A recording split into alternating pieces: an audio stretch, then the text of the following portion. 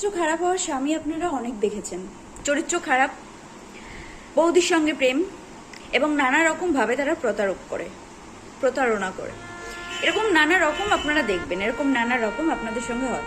কিন্তু আপনারা কি এরকম স্বামী দেখেছেন কি যারা স্নান করতে গেলেও ফোন নিয়ে যায়, খেতে গেলেও ফোন নিয়ে যায়, বাথরুমে স্নান করতে গেলেও ফোন নিয়ে যায়, কারোর সঙ্গে মিটিংয়ে কথা বলতে গেলেও ফোন নিয়ে যায়, শুতে গিয়েও ফোন নিয়ে যায়?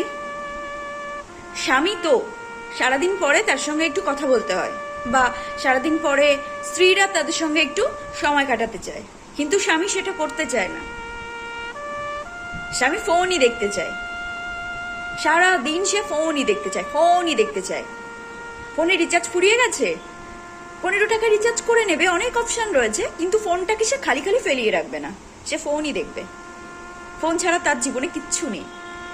বলছি ভাই, আপনার বিয়ে করার কি কোনো দরকার ছিল? মানে আপনি ফোনটা নিয়ে থাকতে পারতেন, শুধু আপনি বিয়ের কেন করলেন?